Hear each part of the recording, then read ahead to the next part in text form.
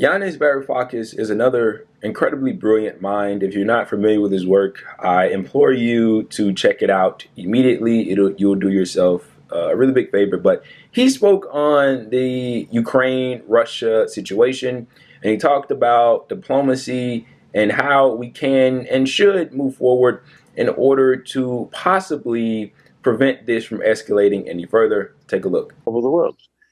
The number one priority now is for a serious diplomatic initiative that sorts this mess out by giving Putin something that he can present the Russian people with as a victory.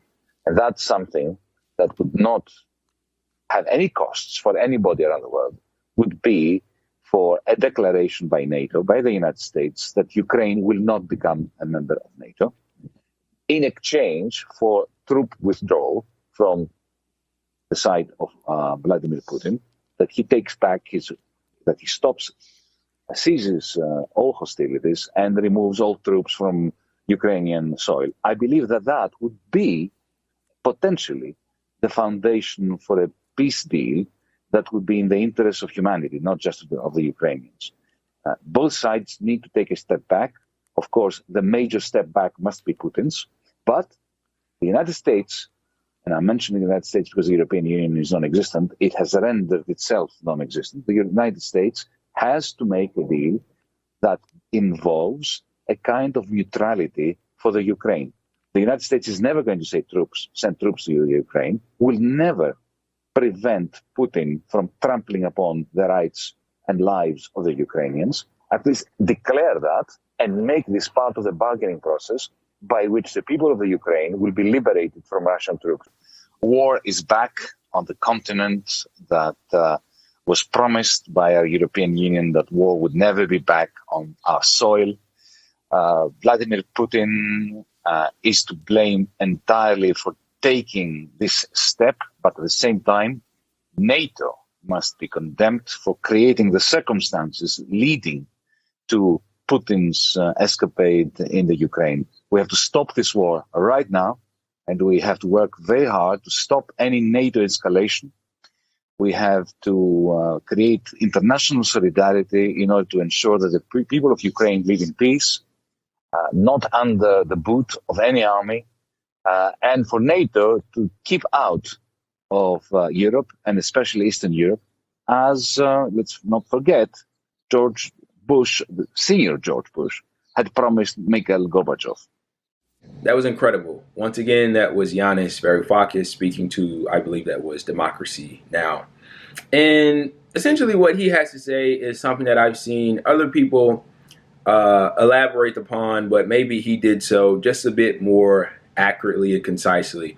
So something that should have been done in the beginning, and this is something that Russia was asking for in the beginning, but apparently it was a non-starter for, excuse me, the United States. And this was the declaration, as Yanis pointed out there, the agreement that Ukraine would never join NATO.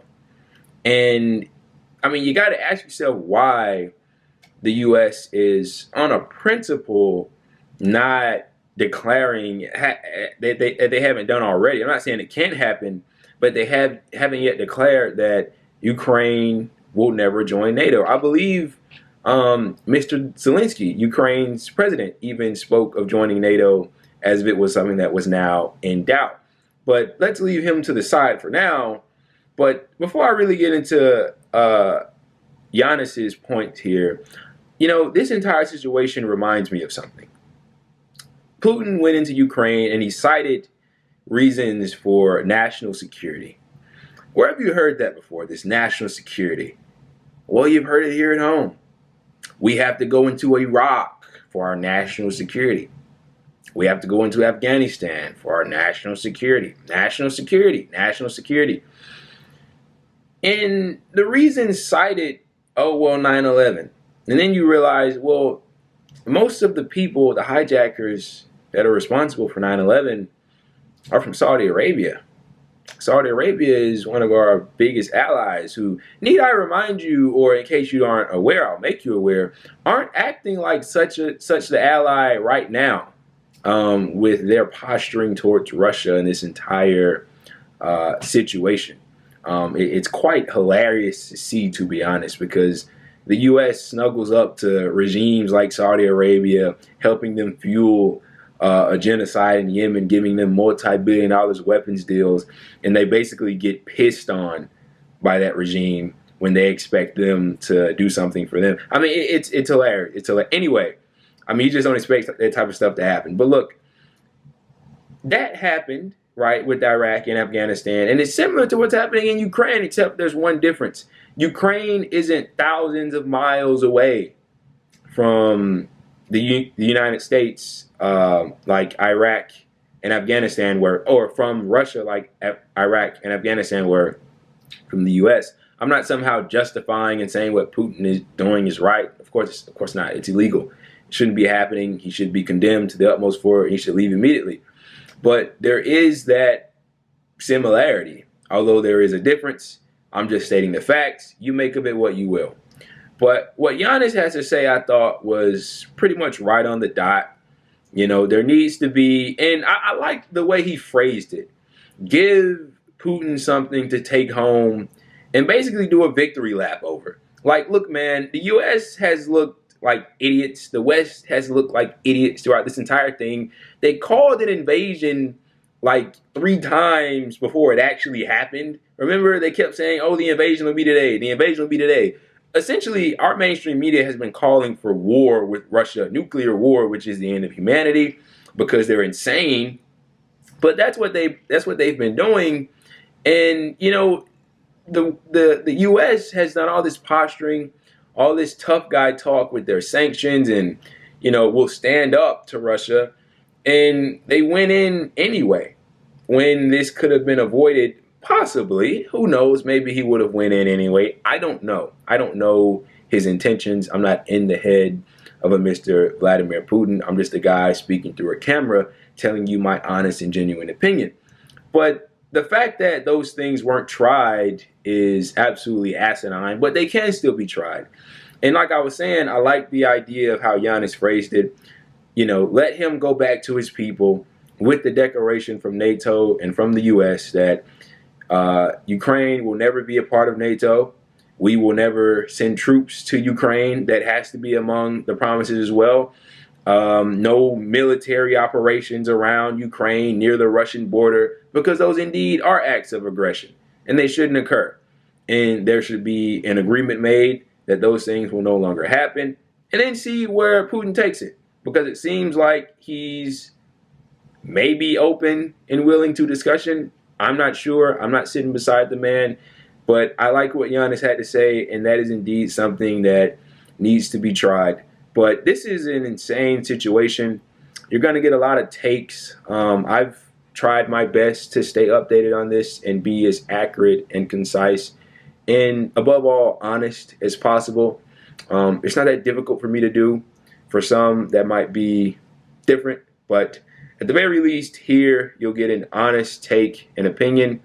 Make of it what you will. You can agree or disagree, but I think that at the very least, we can all agree that war is bad and nuclear war is even worse. And I'll end the video by saying this, and I almost let this slide. Isn't it amazing the kind of coverage that this is getting right now? I know I just made that video about worthy and unworthy victims, and how the manufacturing consent shed a light on how the U.S. media portrays victims of the U.S. and victims of U.S. enemy states. And it's amazing because everybody's up in arms, hair on fire reactions, and rightfully so. A lot of it is justified over what's going on in Ukraine and Russia. And it's a very bad situation. We're living in times of great tumult. We are. But what if the media covered this Ukraine-Russia situation like they don't cover the situation in Yemen, where there's a genocide going on, a famine? Afghanistan, we've frozen all of their assets, defunded their central bank. They're starving. Children are being sold off to feed other children in the same family, spouses. I mean, people aren't getting paid. It's such a bad situation. The people of Palestine. I mean, the list literally goes on. And these are all situations that the U.S. play a direct part in, that they're helping to go on to proceed. And they don't get the kind of coverage that, the Russian situation gets, because the U.S. and Russia are at odds. I just wanted to throw that in there because that's an incredibly important point that always needs to be made. But anyway, hopefully this situation gets resolved, and it gets resolved soon.